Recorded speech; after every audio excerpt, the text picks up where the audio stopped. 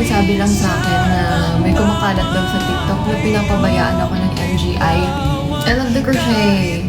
Uy, gusto kong pamigay, kaya lang wala na sa Pinas kayo. May event kayo ngayon? Yes, meron ko. Wala akong pang-mix. Thank you for the stickers. Miss ko na rin kayo. Anong shade ang gamit ko? Pinag-mix ko siya kasi pag 115, parang medyo umitim na sa akin.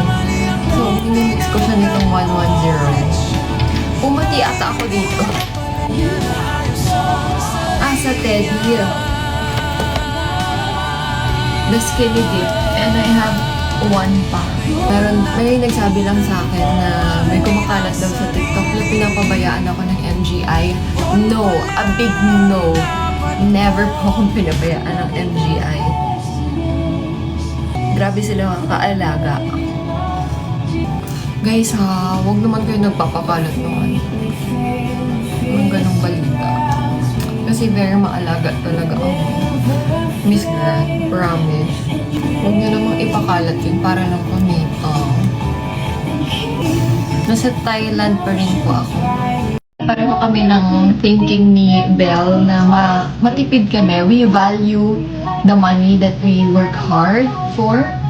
So, Belle helped me to look for nail sponsor. Actually, kahit yung MGI, hinahanapan. Ganun sila kaalaga, guys. May paggastos naman ako. May pera naman ako. Grabe naman kayo. Hindi naman ako super kawawa, no? Grabe kayo. May pera naman ako. Winavalue ko lang yung money ko. Tapos, si Belle, hinanapan ako ng sponsor. So, tomorrow, magpapahills kami.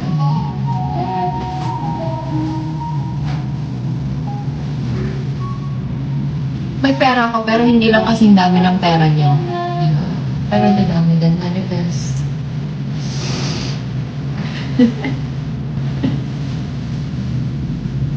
Late na ako. 11 na dito, guys. Kailangan ko ng 12. Mag-hair pa ako.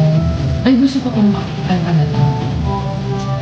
So ito po yung pinaka-latest na update dito kay Emma Tiglao, na kung saan is klinaro niya yung issue na pinapabayaan siya ng Miss Grand International. So ito yung latest update mga kapolitika doon sa ating napag-usapan sa ating mga previous na video patungkol nga doon sa nagtitipid itong si Emma Tiglao, at even yung pagpapa nail care niya is pinoproblema niya pa kasi sobrang mahal. At napakamahal ng cost of living dito sa Bangkok sa Thailand. So ang sabi natin is, hindi ba dapat free na ito or sagot na ito ng Miss Grand International yung mga maintenance ni Emma Tiglao, gayong siya ang kinurunahan ng organization para sa MGI 2025.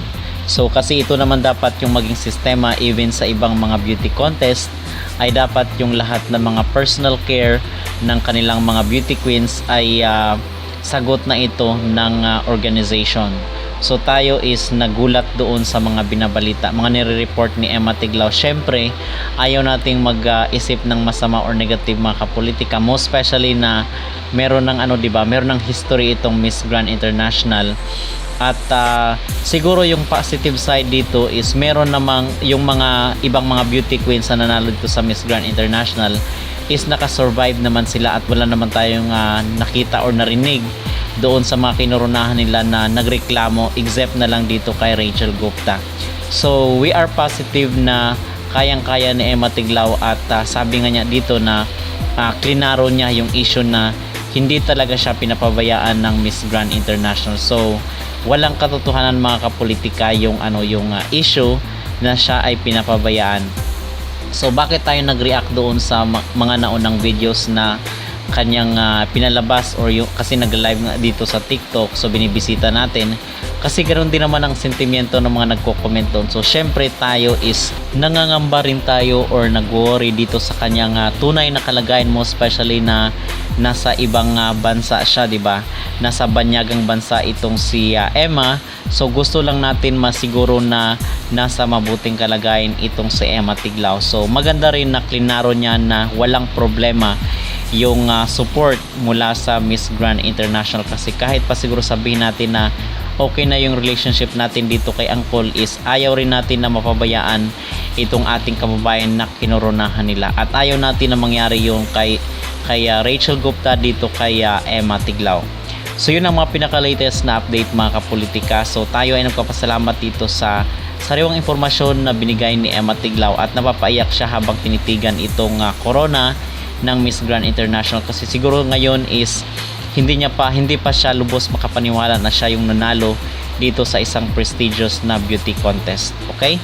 So yun mga kapolitika, at ano po ang inyong magreaksyon dito sa kanyang sinabi na hindi siya pinapabayaan, at in fact is meron na siyang sponsor at tinulungan siya nitong si Gatchabel na makita ng nail care niya na sponsor at walang bayad. Free yun mga kapolitika. Okay? So mag-comment down below, at huwag kalimutang mag-like at mag-subscribe na rin kayo para updated kayo sa ating mga latest issue.